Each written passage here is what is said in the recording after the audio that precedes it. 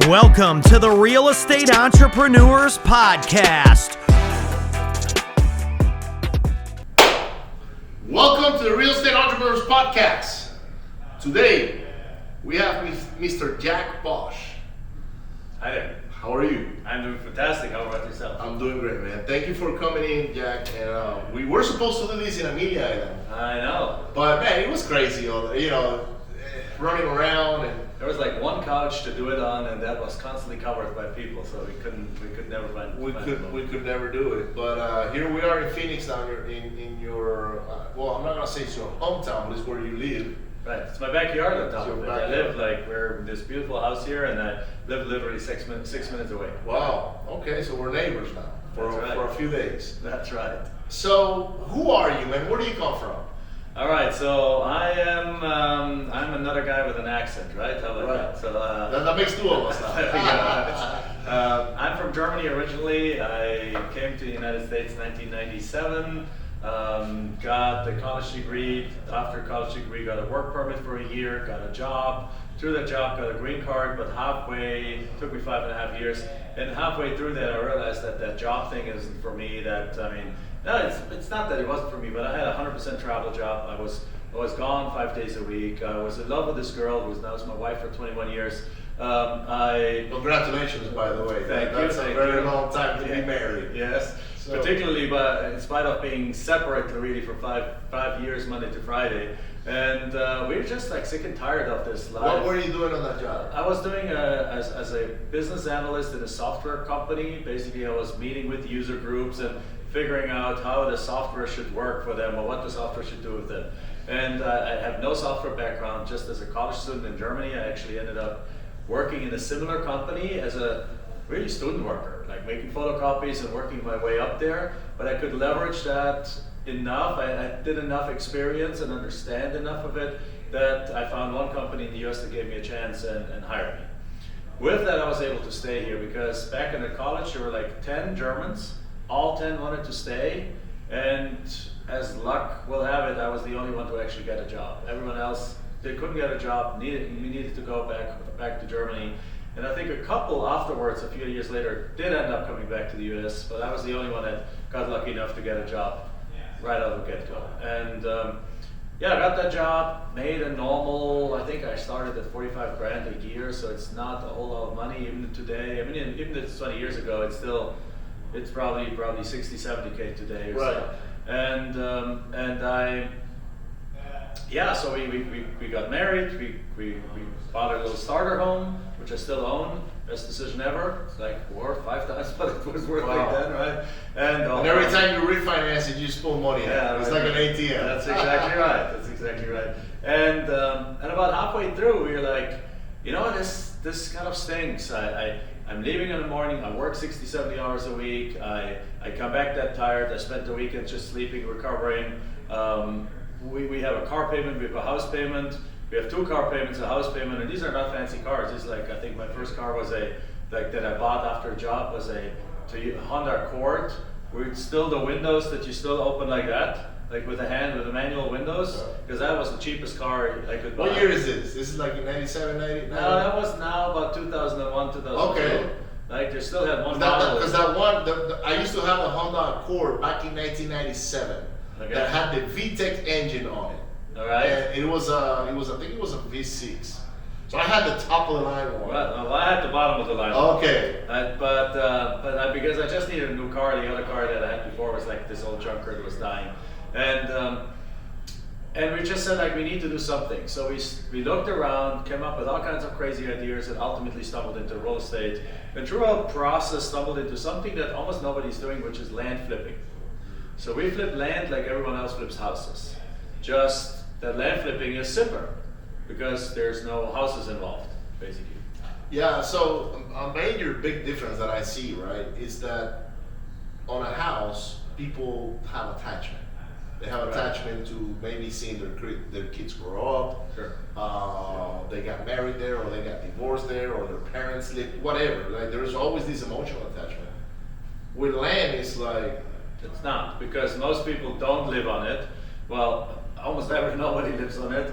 most people haven't really even used it at all. They haven't done anything with it. They haven't done, like there's kind of, sometimes you come across somebody that had his land for 40 years, and it's not a lot in the city, but it's like 20 acres, Right. 2 hours outside of town in this beautiful area, the rolling hills and pine trees and lakes and creeks and things, and they did use it. They went out with the kids for the weekends, things like that. But even that, the kids, they're like, I don't want the land. I'm not an outdoors person. The parents are like, well, that time has passed. We don't really want to go out there anymore. And they just want to get rid of it. And that really comes to the point. There's less attachment. They don't care about the properties anymore, because that's like 1 out of 1,000, that example that I just gave.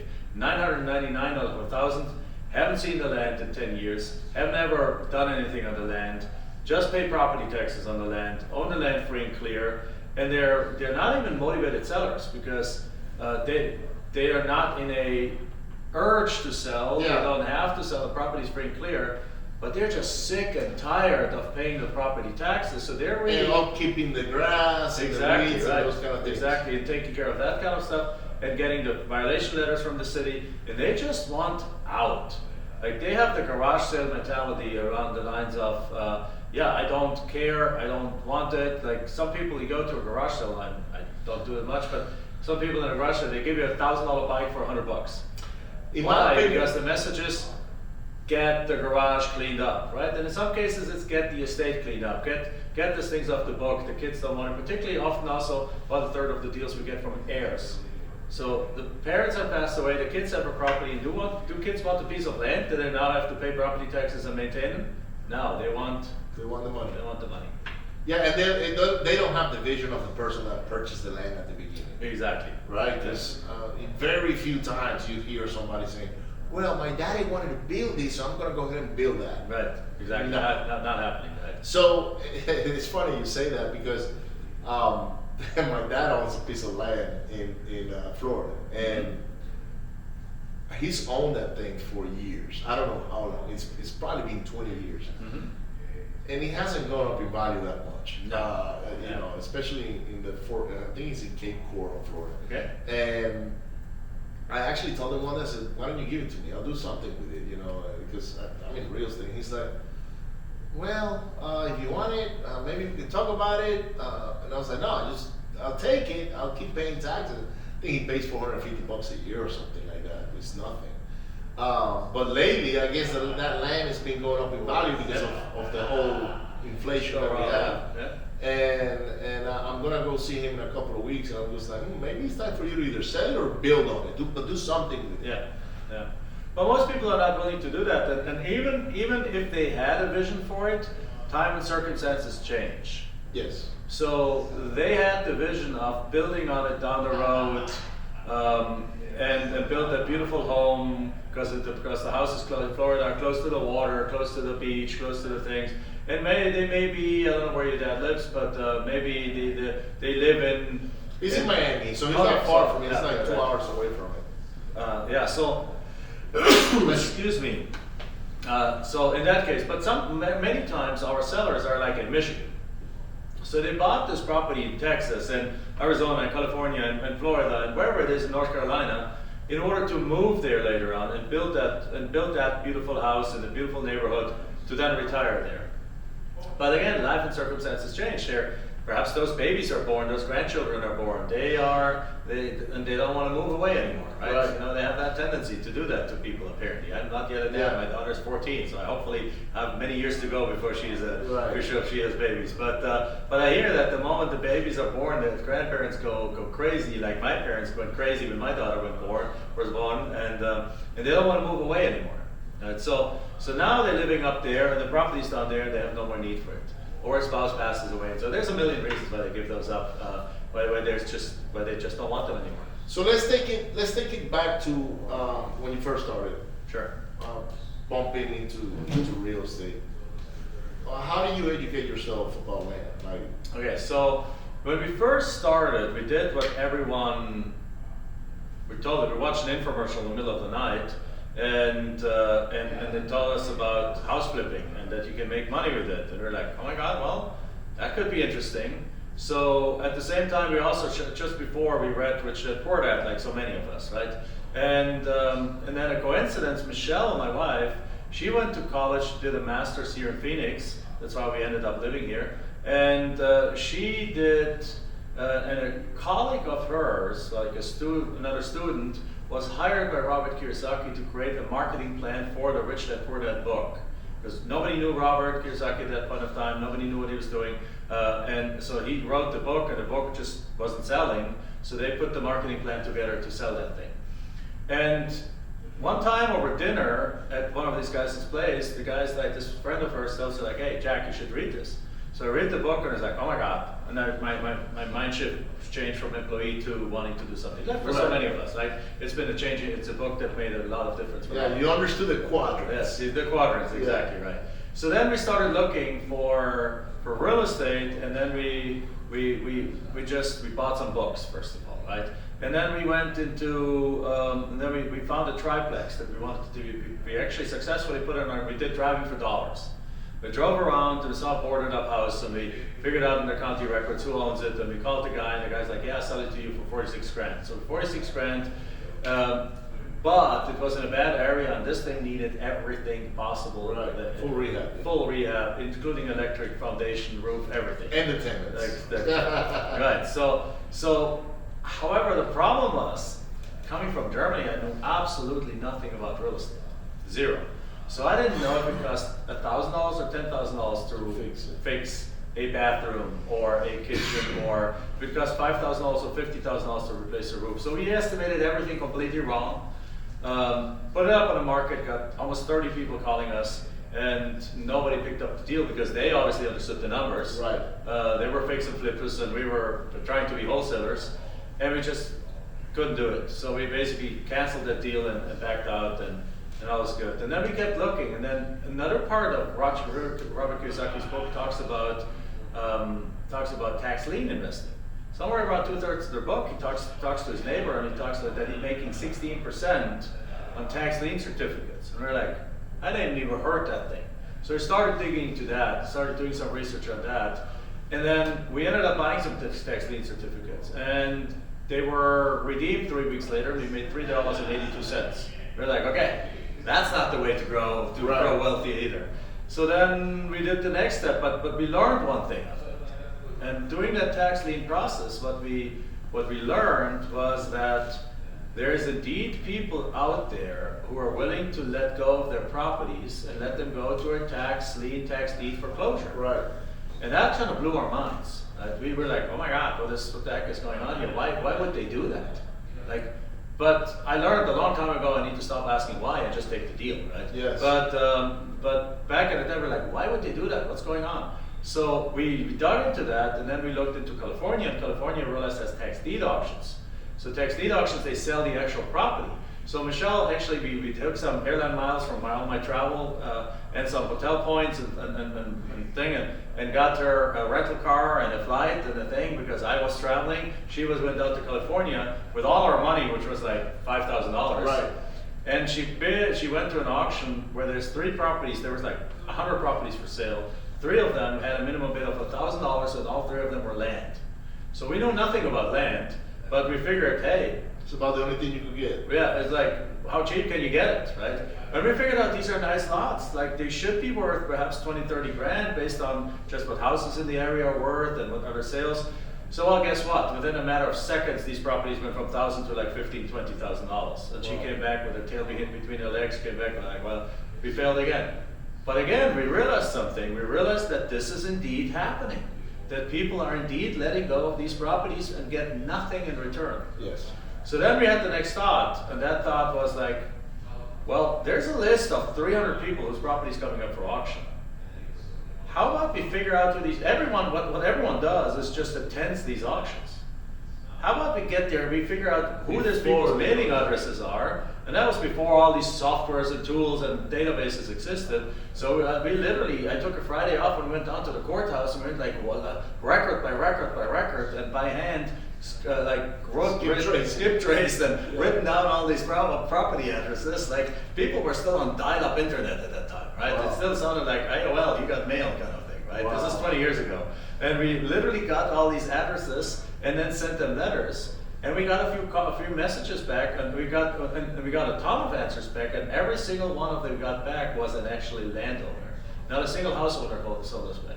And out of that, we got a deal for $400, which was an acre in a rural town outside of Phoenix, Arizona, and we sold that property that same day to the neighbor across the street for $4,000. Wow. And we're like, okay, that's $4,000. I mean, $3,600 profit, 10x profits. And it's like, okay, there's something to here. 2 weeks later, we got a 40-acre parcel for $500, sold it for $10,000.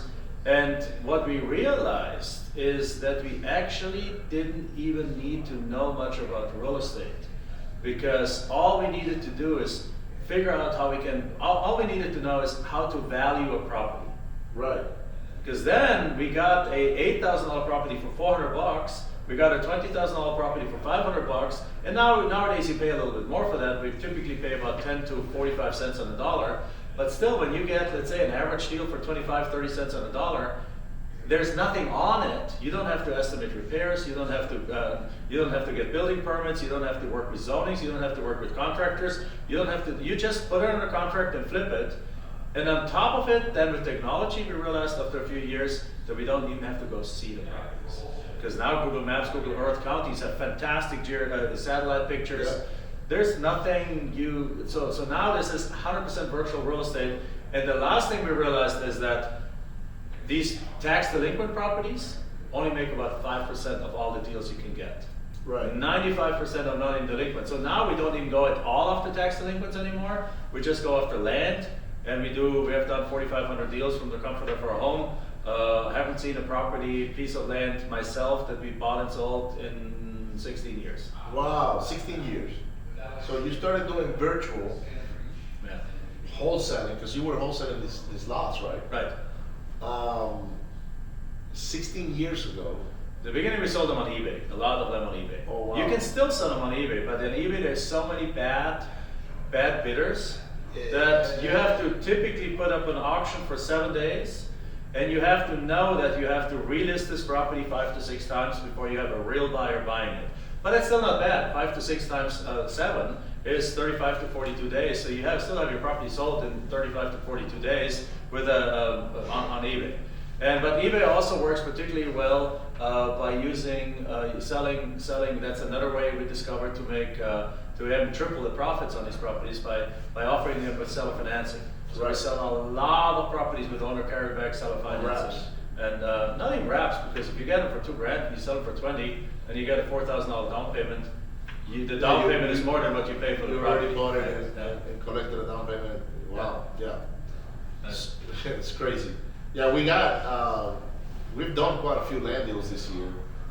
Not so much before, because I never target land. Nobody did. It's not on anyone's radar. Only the market conditions right now have made, where the market is hot, have made land attractive for more of the house flippers. Yes, but one thing that we're doing is we're targeting, or we get the land, but as opposed to selling it to a developer, we go to the end buyer that's going to go build a house in it. Okay, that's even better because they pay more for it. They pay more for it.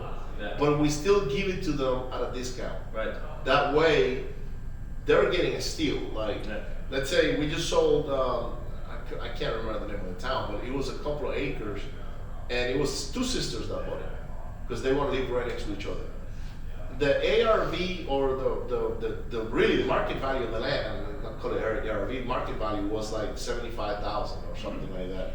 We picked it up for like 30, and we sold it to them for like 50 something. Right.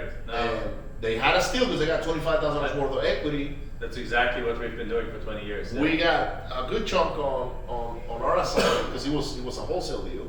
Right. And then the seller was happy because he didn't have to deal with them anymore. Exactly right. Yeah. Exactly. Now, did you go see the property? Never. But actually, this was actually a JV deal. So it was another wholesaler that brought us the deal. Right. And I looked at it, I was like, yeah, I can sell these, no problem. So, most of the land deals we do, we just picked up another one on Friday, actually, in Houston, in a great location for $30,000. The property value is probably somewhere around 60 or 70. We're gonna wholesale it for maybe 45. Yeah. So we do the 70% deals still to where we give equity. That's exactly what we do. That's exactly our exact same model. We just do it in volume in 3 different markets. So one is in the infill lots that you do a lot of. Right. The second kind of property is actually properties more in the rural area. No, properties in the outskirts of town, like a path of growth, as it's called. Right. And the third one is larger acreage, more in the rural areas, more like a mini ranch. There's like when I do presentations or when we have our own events, it's on educating people on this. I usually ask a question in the room, who would like to have your own mini ranch, and like half of the hands go up. So there's a lot of people. I'm not so much the outdoors person. I just flip the land. I like to be indoors. I got allergies up there, right? So I'm the same way. But don't get me wrong. I wouldn't mind having a mini ranch now that you put it that way, because why not go with your kids on a weekend? And, exactly right. You know. So and some people build something on there. Some people just bring an RV out there. Some people bring their 5 best friends with their RVs and they position them on there. We have 20 acres. There's plenty of space. Like an acre is the size of a football field. So right. so you got 20. You can put 20 football fields together. Right, So plenty of space for 5 RVs and bonfires and have fun out there. And a lot of people. So these are 3 properties, kind of properties that we focus on because they have a built-in humongous buyer base. So you approach this kind of logically from the back end. We don't just buy any kind of crap land that you then hope to sell to someone.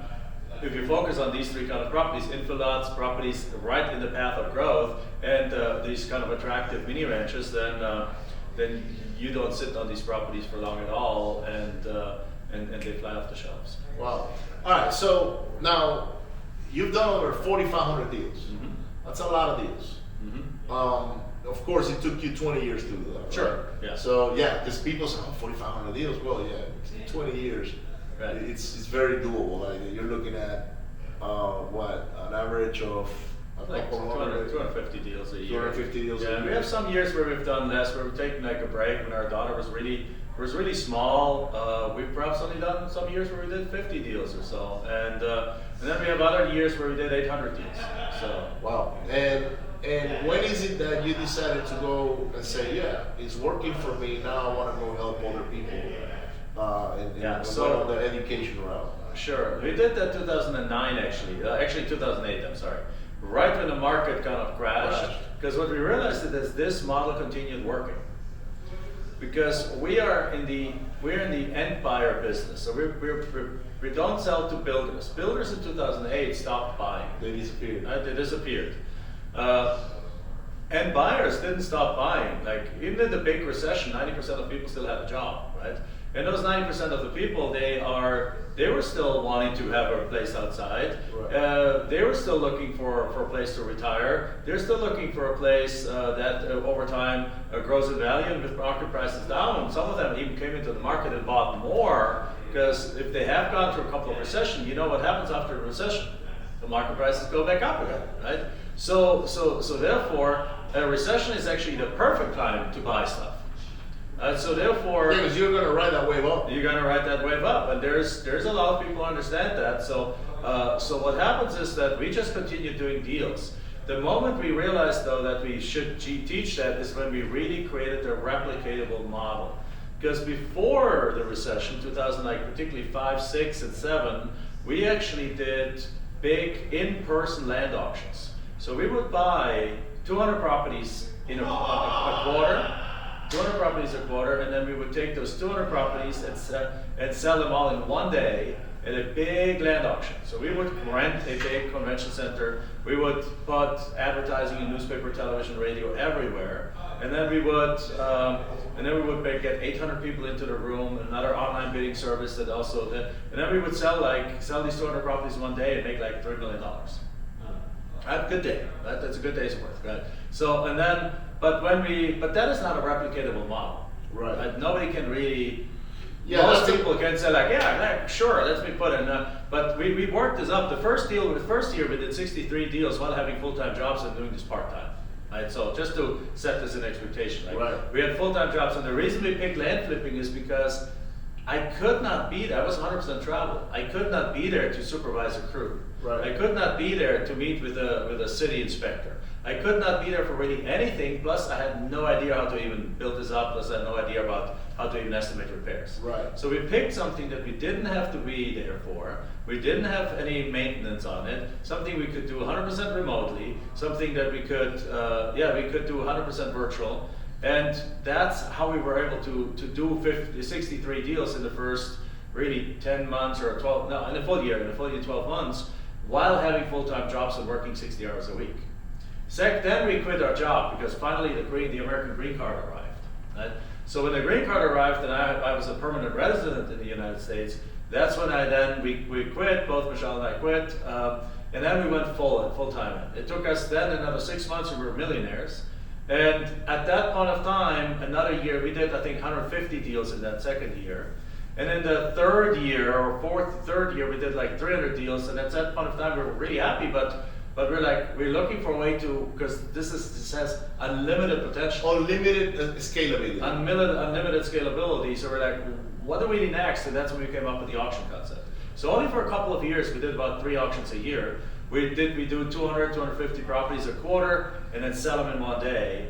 And by that time, we had built up the cash and the cash reserves in order to do that, right? Wow. So, but we didn't, because we came here with 2 suitcases, a bunch of student debt, and that's it. I only had enough money for one semester in college. And a German accent. Right? I only had enough money for half a year of college, and then I needed to ask my brother or my parents for a loan. Luckily, I got a job at college that actually ended up paying my tuition, so I got lucky again. But so we did these auctions, and then in 2008 happened, these auctions no longer worked.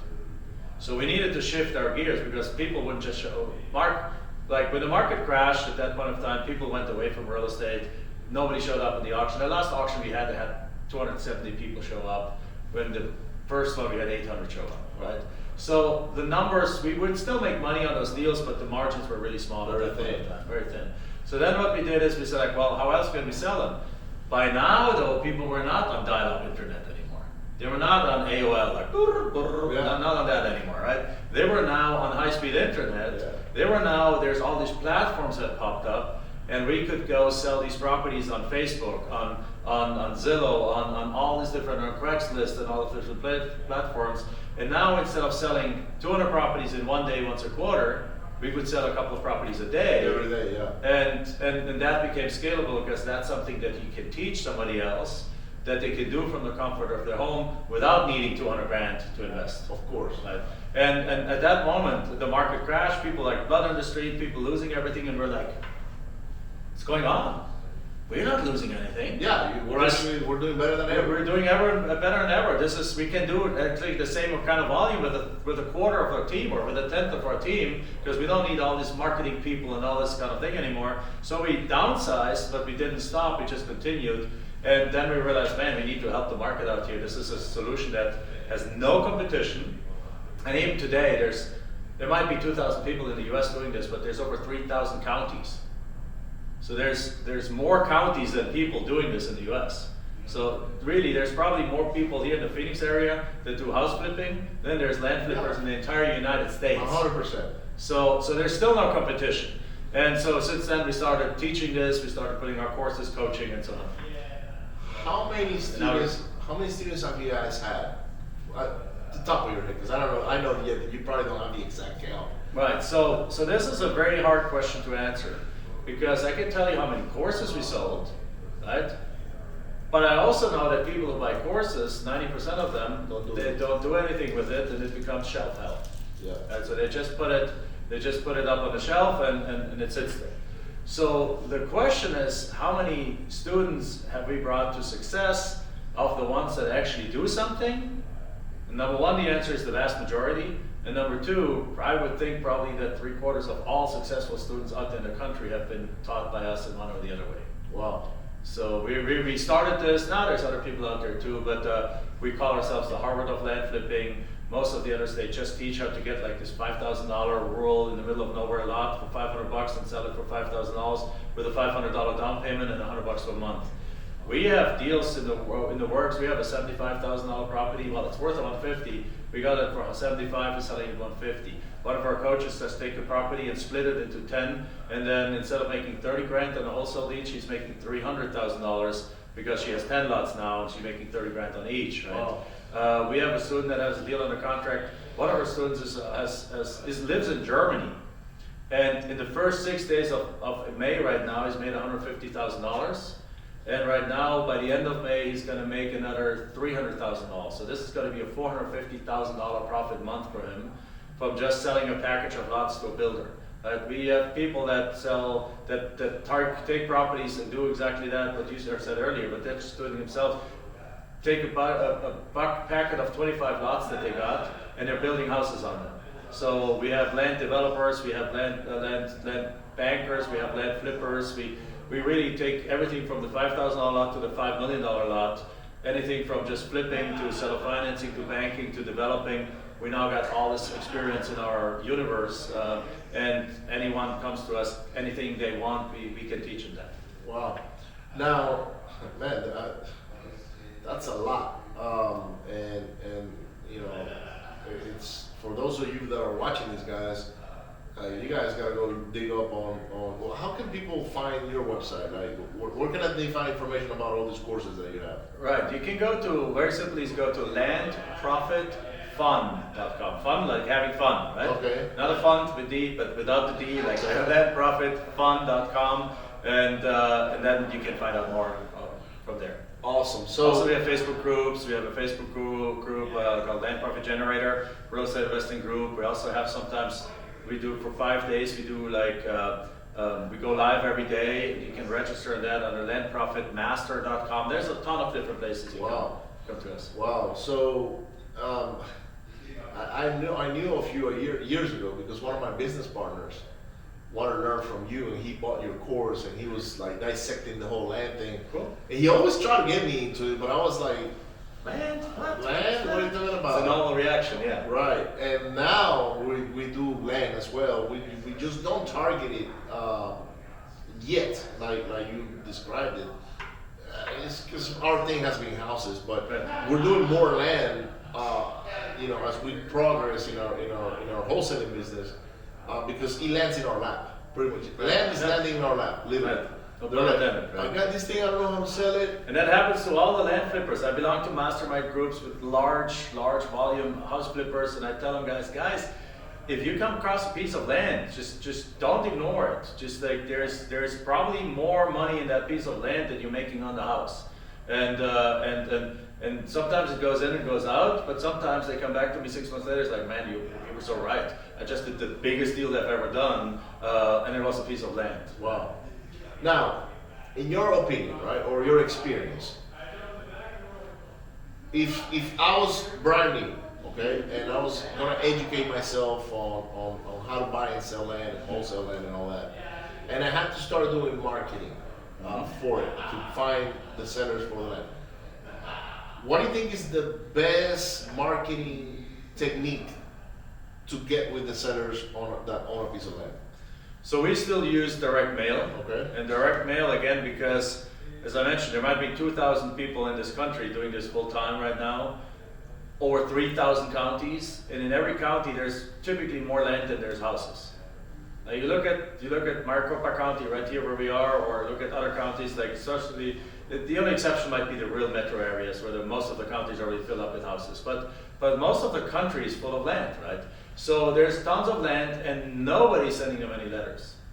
So you don't have the situation that you have in the house flipping world, that the moment somebody's mortgage delinquent or is distressed or whatever else, and that they get bombarded with postcards and letters and phone calls and text messages and door knocking and all this kind of thing. It just doesn't happen. Like there's a couple of pockets where for whatever reason, perhaps 20, 30 of our students decided to go into that one little pocket. There it happens that somebody might receive a letter once every like 2 months or so. Wow. Right? So, but these letters even sometimes help each other. Because you get a letter and they call back and they get a low offer and they're like, no, I don't accept this offer. Then they get another letter and they're like calling back, and then by the third letter, like, I guess my land is not as worth as much as I want, as I thought, right? And then they might accept the fifth one or so, or they might change it. So it actually might not even be negative. It might actually help you. But yeah, they may go back to the first letter that they got. And say, actually, that offer was actually real good. Right. If they kept it, if they didn't keep it, then yours comes in. They'll accept yours because now they have been warmed up to the thought of actually selling the property. You know what right? we do? But so we we connect with the seller, we make them an offer. When they don't take it, we connect with them again under a different brand. We make them another offer, which is way lower, and then we go with another one, which is way lower. And now our first offer was good, so they end up calling us back and say, "Yeah, let's do the deal." Boom! I love that idea. There we go. That's pretty. He's the one implementing it, so that's a good back cop strategy, right? But it's us. We're driving those offers like back to back to back to back the same week. Right. That way we can get all these we can get what we want, right? So that's beautiful. That's beautiful. We just do it through follow up then. Right. So you send out one letter, one offer. Might sometimes send out two letters, and then or a follow up letter or so because some people lose the letter and so on. And then you get a really nice response rate. So our typical response rate, once you've done a little bit of testing of counties, is in the 2-4% range. Wow. Which is for house flipping. I mean, the other day, last week, I talked to a student who's getting 20% response rates. But those are typically really in the middle of nowhere, cheap $3,000-$4,000 lots. Yes. Not necessarily what we recommend you do, but you can make money with those too. Because you pick those up for $300, sell for $3,000. You do volume, right? You do volume on those, right? So we have one of our former coaches who does 350 deals a year with just that. The volume. The volume. He gets them on an average for $400. He sells them for an average of about $5,000. He gets an average of $500 as a down payment and about $150 a month. But now he has, and for like 5 years or so payments, but because he does 350 a year of them, he has like 1,000 people paying him $100. His cash flow is huge. His cash flow is $100,000 a month. Wow. Right? Exactly. So his cash flow is $100,000 a month. So that works too in those markets. It's just there's so many ways you can skin that cat. You can slice and dice land flipping. You can do the deals you talked about. You can do the $1 million deal, multi-million-dollar deals. You can do the bottom end deals. But typically it's about a 4% response rate, which is still almost 10x what the house flippers do. Do you guys use cold calling or texting for those deals? You can, just that when we teach this to our students, we make extremely clear that they need to make sure they check with the attorneys, they check with the proper with the rules in the states where the property's in, because this is virtual, right? You can do this everywhere. Yeah. So if the seller happens to be in Florida, and Florida has some specific rules around that. Oh, Florida is illegal. Exactly. So we don't really teach it to our students because of exactly that. Because I don't want to be the responsible one. Of course, you want to teach the right thing. Yeah, if the student does it, and 90% of them do it right, and 10% do it wrong, and then they get caught, and then they get sued or something like that, who they're going to turn to? They're going to blame me. They're going to say like, well, Jack told me how to do it. So we don't really teach this. If somebody wants to do it, we just give them all the alarm flags and say like, hey, you do whatever you want, it's your business. But here's the reasons why you need to be extremely careful for it. Because again, we are the best in the industry for what we do. We really, really care about our students and their success, and we don't want them to get into trouble. Now, do you know what the response rate is on texting? It's high, obviously. 31%. Right. Yeah. Imagine going from 2 to 4% to 31%. Absolutely. It's high. It's just as that. You gotta be very, very careful. You gotta navigate those waters. Yes. You gotta learn how to navigate those waters. Right. Awesome. So now that you've mastered land flipping and you've taught a lot of people how to become successful doing land wholesaling and flipping, what's next for you? Like, what's your next? Well, land flipping is always going to be part of our deal. Like we sold the deal this morning, right? It's a small little deal. I think something like sold it for 20 grand, bought it for 3, and it's a wholesale deal. So we are having a contract out for that $150,000 property that we have in our contract for 75. That's a $75,000 profit, and that's just a normal week. That's always going to be part of what we do. But what we've done, what's going to happen for those who do this is very typically that you're going to have an income problem at some point of time. And great problem to have, by the way, guys. So if there's one disadvantage to land, is that there's no depreciation on it. Got it. Right? But for house flippers, there's no depreciation either. I mean, if you do wholesaling, there's no depreciation either. It's the same thing. But for land, there's no depreciation. So you have income and you need to pay taxes on that income. Well, I don't like paying taxes. So Nobody does, right? Uncle Sam doesn't use it. Doesn't use it frugally anyway. So what we have done since 2009 is we have started, in parallel to teaching it, we've also started buying houses. So we started buying houses, but buy and hold houses. Right. So again, we've built up a small portfolio of houses over the next few years, like 35, 40 houses.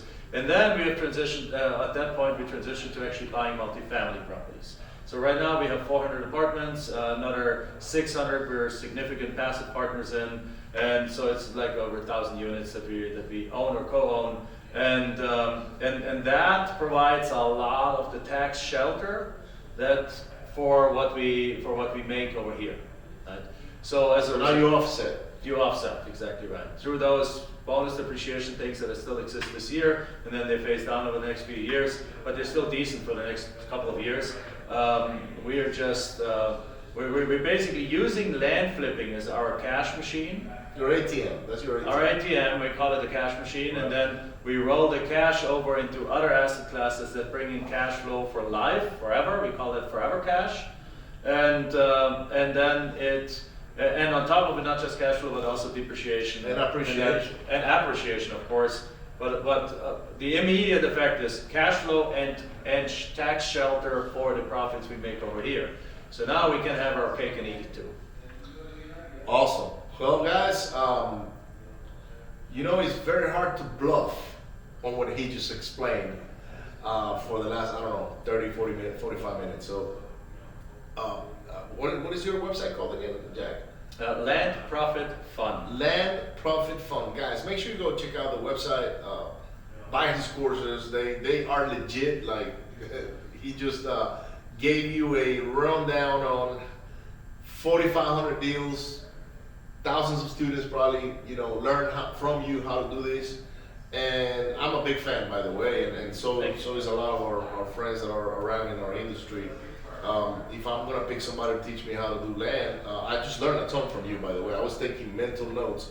Caesar was doing it too. Because guess what we're gonna be doing? We're gonna be putting a lot of those lists that you were talking about, and we're gonna be targeting specifically land. So, but guys, I'm a wholesaler. I already know how to do this thing. I want to learn more on how to do the land. But if you're for the first time watching this podcast and you want to learn how to do land, make sure you go to his website, buy the course, do it. Don't put it on the shelf. Right. Take action. Get involved. When you do seminars as well, right? We do seminars. We're coming up one in October. We currently only do one a year in person, but we do some of these 5-day explaining events. We call them master classes, where we go live for about an hour and a half a day, and we just go step by step with the workbook and explain how that works. And we do a whole bunch of things. We sometimes do virtual live events, and yeah. Yeah, you have one in June 24th, 25, 26. I invited Jack to come over to our event, but he has you have we an actually event just that moved that. We just moved that. Oh, well, yesterday, we're open, so. All right, so let's talk about that. I have one slot open. So guys, attendgrowth.com, June 24th, 25, 26 in Houston, Texas, 3-day event. You can come and meet guys like Jack and a lot of the other rock stars that are coming to our event.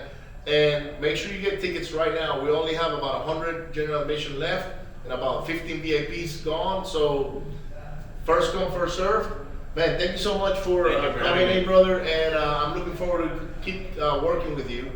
And guys, I'll see you on the next one. Thanks.